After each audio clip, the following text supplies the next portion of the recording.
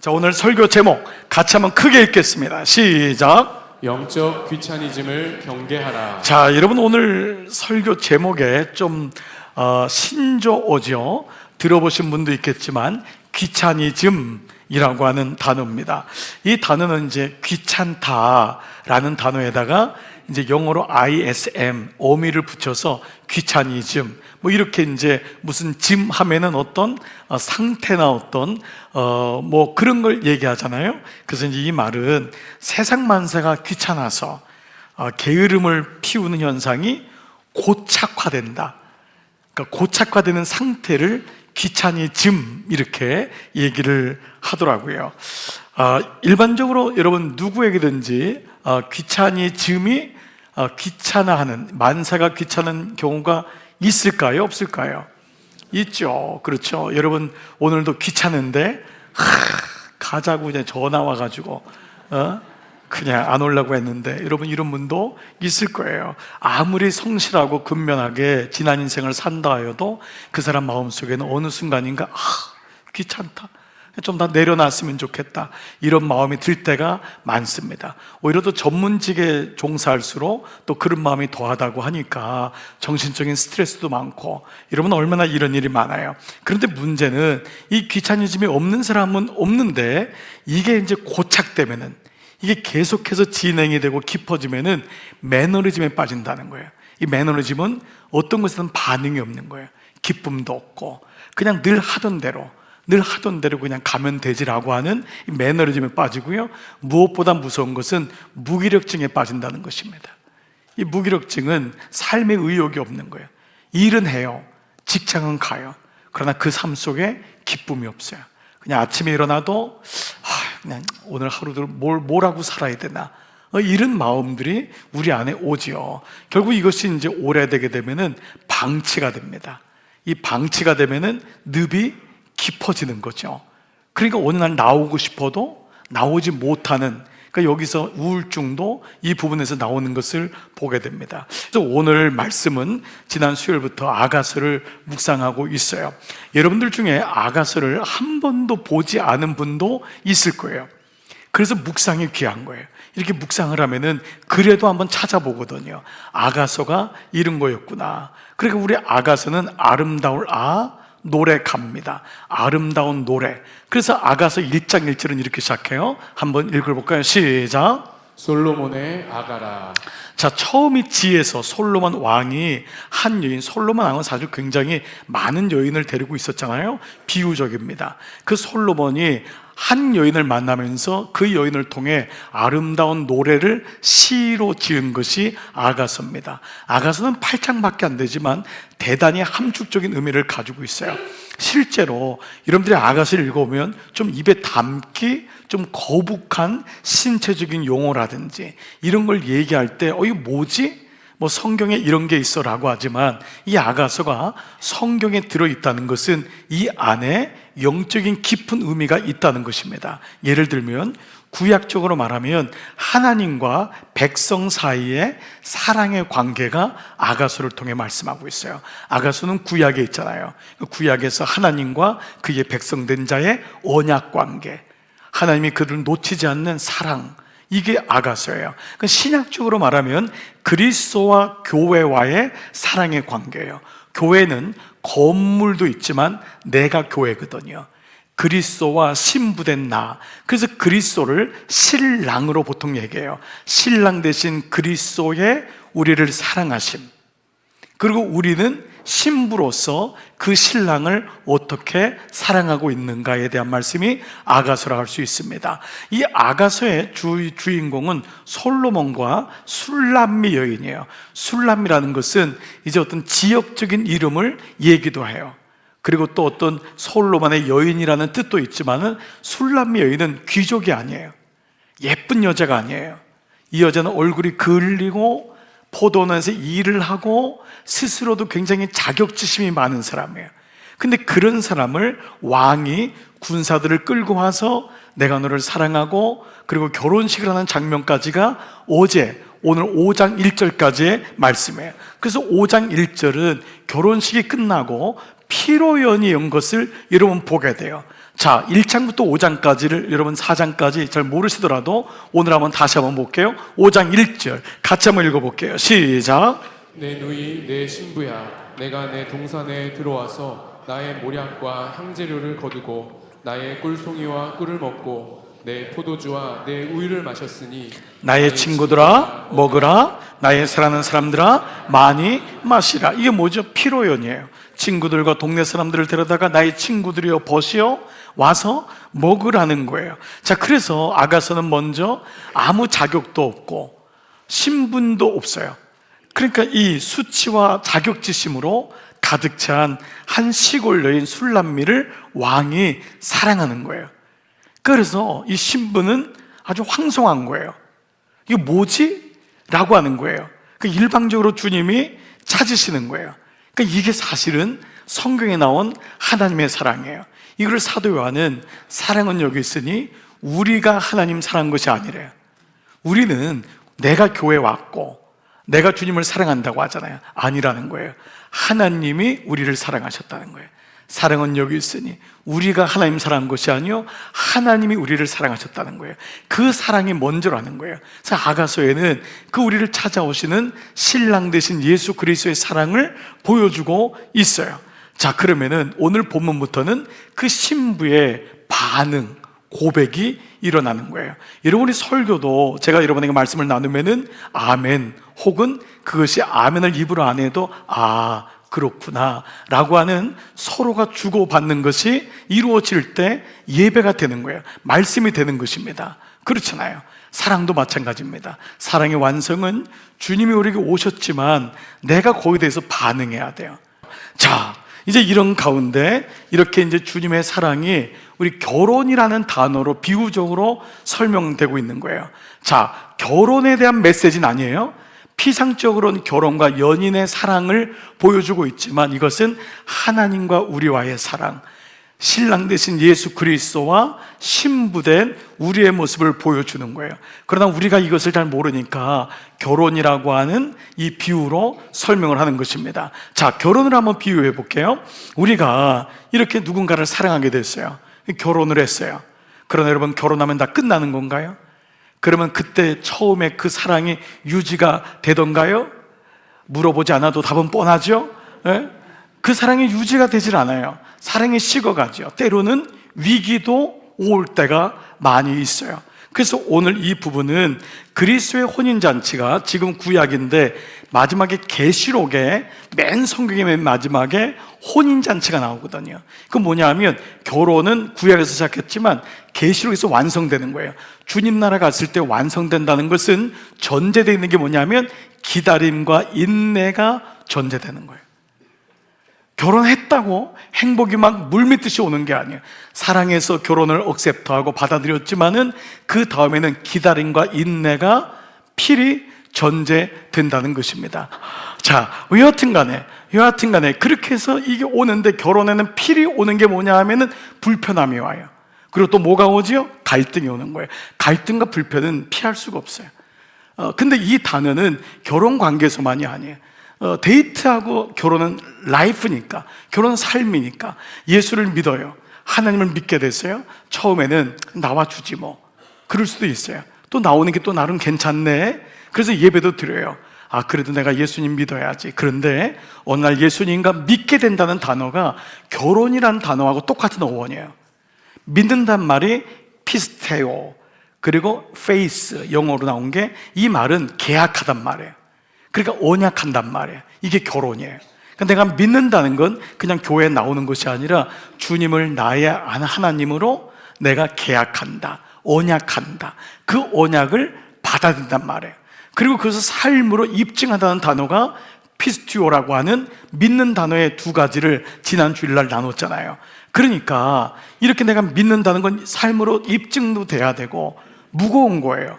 그러다 보니까 어떻죠? 갈등도 있고 어떻죠? 우리 삶에 불편함이 와요. 그러니까 예수님이 내 안으로 오는 게 힘들어요. 내가 믿어는 줄 테니까 주님 문 밖에 기다려주세요. 여기까지만 제가 따라갈게요. 주님, 자꾸 저한테 자꾸 이거 하라 저거 하라 하지 마세요. 그러니까 힘든 거예요. 근데 예수님이 들어오니까 갈등이 생겨요. 아, 직장? 이런 직장은 이거 안 좋겠는데? 그러니까 여러분 보세요. 이게 불편해지는 거예요. 그러니까 이게 결혼이에요. 나 혼자 살 때는 안 불편해. 근데 주님이 내 삶에 들어오시니까, 그리고 무엇보다 신랑이 되면은 더 불편해요. 신부는 신랑과 함께 가야 되니까, 사랑받아야 되니까. 그래서 오늘 갈등이 5장 2절부터 6장 3절까지가 위기라는, 사랑의 위기라는 제목으로 진행이 되는 거예요. 자, 오늘 그 중에 2절을 한번 읽어볼게요. 시작. 내가 잘지라도 마음은 깨었는데 나의 사랑하는 자의 소리가 들리는구나. 문을 두드려 이르기를 나의 누이, 나의 사랑, 나의 비둘기, 나의 완전한 자야.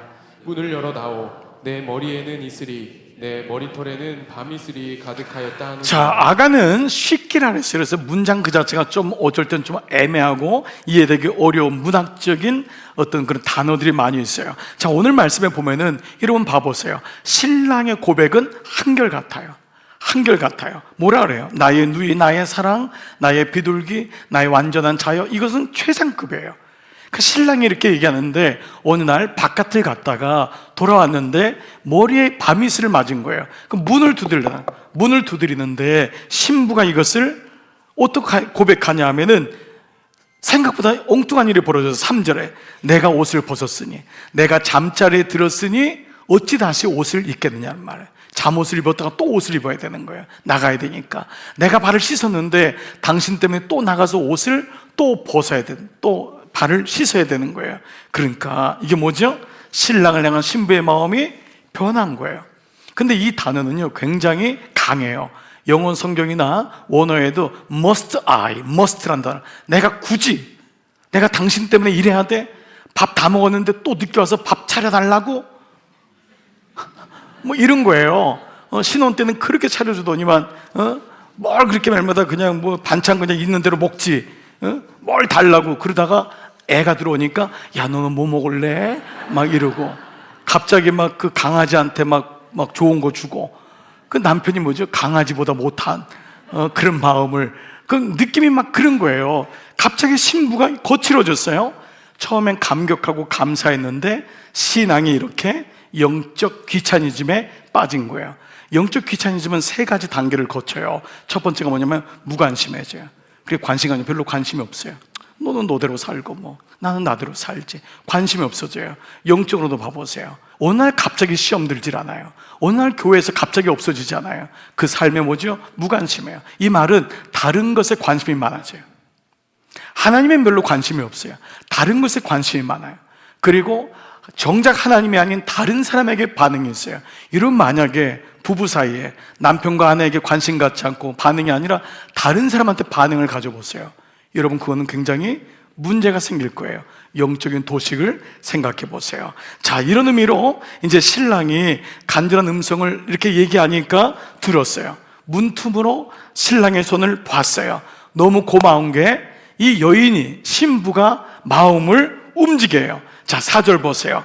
내 사랑하는 자가 문틈으로 손을 내밀매 동그라미 내 마음이 움직여서. 여러분, 이게 마음이 이렇게 소중한 거예요. 마음은 영을 들어가는 문이라 했잖아요. 영혼의 문이라고. 영혼은 마음이 움직이지 않으면 영혼은 절대 움직이지 않아요. 여러분이 한 영혼을 구하려면 그의 마음을 얻어야 돼요. 내가 아들의 마음을 얻어야 돼요. 딸의 마음을 얻는 거예요. 아내의, 남편의 마음을 얻는 게 소중해요. 제가 여러분에게 아무리 귀한 설교를 해도 여러분의 마음이 움직이지 않으면 그 말씀은 들어가지 않는 이치와 똑같아요. 그래서 오늘 이 놀랍게 감사하게 이 신부의 마음이 움직여진 거예요. 마음이 강팍해지거나 마음이 굳어 있으면 안 돼요. 여인이 감사하게 마음이 움직여졌어요. 그런데 안타까운 일이 벌어졌어요. 6절 시작. 내가 내 사랑하는 자를 위하여 문을 열었으나 그는 벌써 물러갔네. 그가 말할 때에 내 혼이 나갔구나. 내가 그를 찾아도 못 만났고 불러도 응답이 없었노라. 기가 막힌 거예요. 마음이 열려가지고 나갔는데 이미 시간이 지났어요. 갔더니 내 신랑은 자리를 이미 물러갔네. 그러니까 이 말이, 그가 말할 때 내 혼이 나갔구나, 그가 나를 부를 때 내가 정신이 빠졌구나, 내가 어디다가 정신을 둔 거야, 이 말이에요. 그가 나를 부를 때 내 혼이 빠졌어. 내가 어디다 정신을 두고 내가 음성을 기울여야 되는데 그는 벌써 물러갔다. 내가 그를 찾아도 못 만났고 불러도 응답이 없다는 거예요. 마음이 얼마나 무너졌겠어요. 기가 막힌 거예요. 이제 주님을 불러도 주님이 안 계신 것 같아요. 우리도 영적인 슬럼프가 오는 거예요. 그렇게 주님하고 가까웠던 우리에게도 어느 날 마음이 서먹서먹하고 주님이 불러도 어디 계신지 모르는 것 같고 그런 때가 오는 거예요. 자, 그런데 이때 이 여인은요, 이 신부는 위험과 수치를 무릅쓰고 신랑을 찾으러 나가요. 왜냐하면 신랑이 나를 찾아왔으니까 나도 신랑을 찾아야겠구나, 용기가 생기는 거예요. 이때 사랑이 완성되는 거예요. 주님만 나에게 사랑을 베풀고 나는 그저 아무것도 안 하고, 아닙니다. 그러니까 주님이 내게 은혜를 주시면 나는 은혜에 반응하는 거예요. 자, 보십시오. 7절 같이 시작. 성 안을 순찰하는 자들이 나를 만남에 나를 쳐서 상하게 하였고 성벽을 파수하는 자들이 나의 겉옷을 벗겨. 여러분, 지금이나 근동이나 한 여자가 밤에 돌아다닌다는 것은 아예 목숨을 걸고 가는 거예요. 수치를 당할, 봉변을 당할 생각을 각오하는 거예요.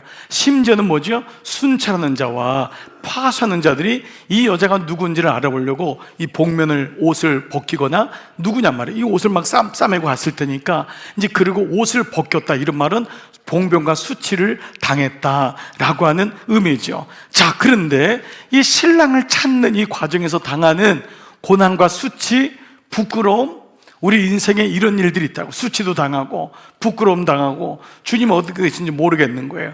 그런데 여러분, 이 놀랍게도 이 과정에서 신부는 뭐를 느끼냐면 자기 안에 숨어있는 신랑을 향한 사랑을 알게 돼요.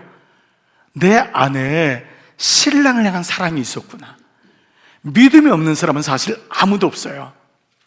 그 믿음의 씨가 이제 부스팅이 돼야 되는데 말씀이 떨어져서 그 믿음이 올바른 믿음으로 자라나는 거잖아요.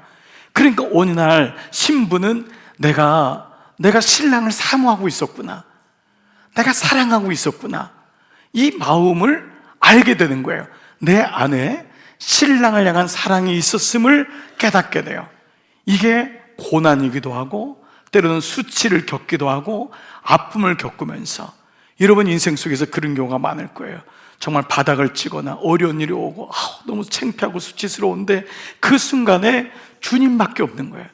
그 주님을 알게 되는 과정을 이 과정을 통해 알게 되죠. 그래서 비로소 이 신부가 고백을 하게 돼요. 신부가 자기 입으로 신랑이 어떤 분인지를 고백해요. 자, 그러면서 용기를 내어서 예루살렘 여인들에게 내 신랑을 찾아달라고 얘기합니다. 8절 다 같이 한번 시작. 예루살렘 딸들아, 너희에게 내가 부탁한다. 너희가 내 사랑하는 자를 만나거든 내가 사랑함으로 병이 낫다고 하려무나. 자, 내가 사랑함으로 병이 낫다고. 이거 영적으로 말하면 뭐냐 하면 중보를 부탁하는 거예요. 장로님, 권사님, 제가 하나님을 잊어버렸어요. 나 좀 도와주세요. 그래서 하나님 만나면 나에게 좀 믿음을 달라고, 뭐 이런 형식인 거예요. 예루살렘 딸들에게 내가 그 신랑을 사랑함으로 병이 낫다고. 그러니까 말씀드린 대로 여러분, 이것은 여인 간의 사랑이 피상적으로 보여지지만 하나님과의 관계란 말이에요. 여러분 적용해 보세요. 정말 이렇게 주님을 사랑한 적이 있는가? 정말 병이 나도록 그렇게 갈망하고 그렇게 주님을 사랑한 적이 있는가? 이 여인은 비로소 이 주님 없이는, 신랑 대신 예수님 없이는 살 수 없음을 이제 비로소 깨달은 거예요. 그래서 내가 병이 났다고 전해주세요 라고 말해요.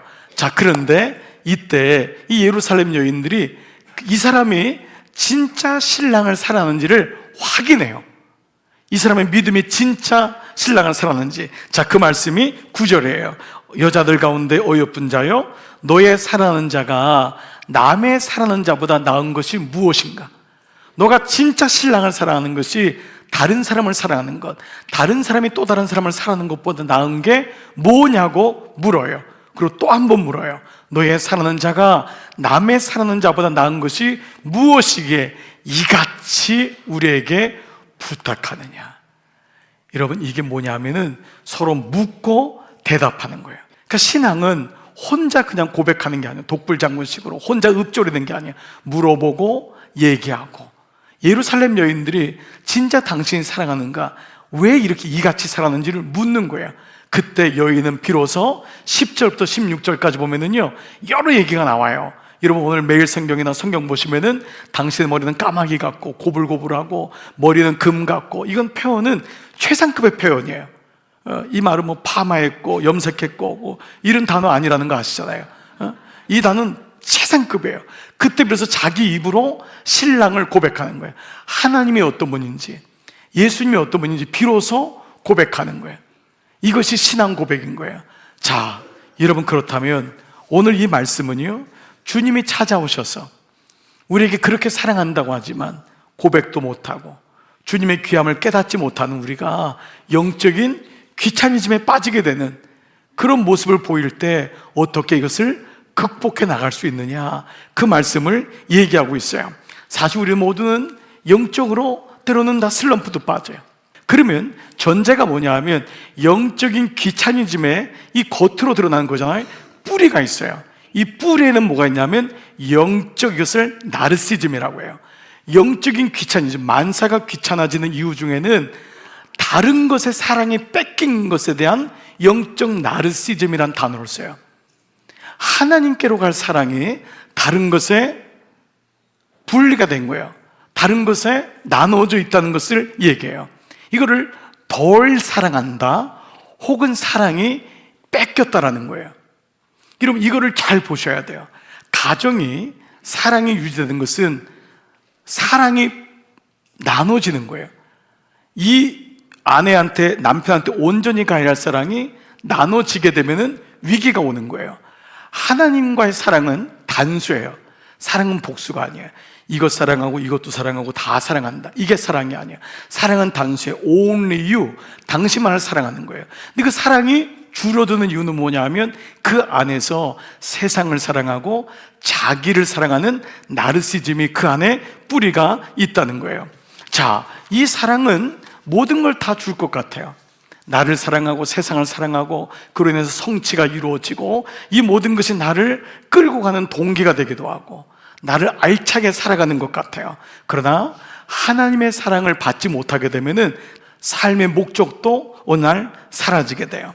자, 그래서 이 영적 귀차니즘에서 나오는 해결할 수 있는 건 뭐냐 하면 오늘 이 말씀은 내가 무엇을 해서 해결되는 것이 아니라 내 안에 하나님의 사랑, 신랑의 사랑으로 채워져야지만이 해결된다는 거예요.